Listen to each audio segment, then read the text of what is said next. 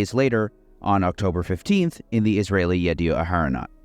Excerpts from the article, written by Yoav Zeitun, went viral on Twitter, including the following. After the pilots realized that it was very difficult to distinguish between terrorists and Israeli soldiers or civilians, the decision was made that the first objective of the fighter helicopters is to stop the deluge of terrorists.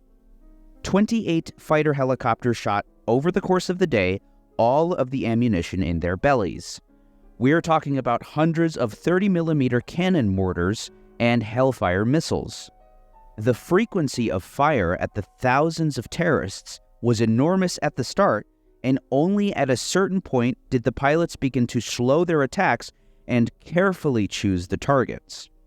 According to the Air Force, in the first 4 hours of the start of the battles, helicopters and fighter craft attacked about 300 targets, most in Israeli territory.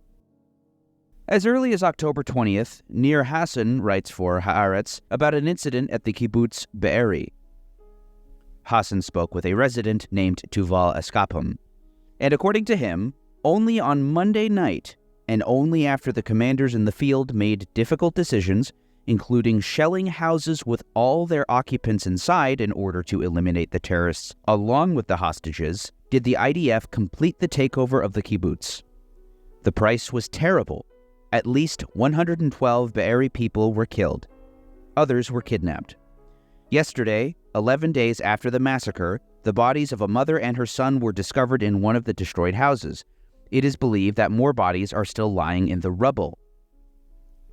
Another witness, Israeli Lieutenant Colonel Salman Habaka, spoke to The Guardian's Peter Beaumont on November 2nd. I arrived in Be'eri to see Brigadier General Barak Hiram, and the first thing he asked me is to fire a shell into a house where Hamas was sheltering.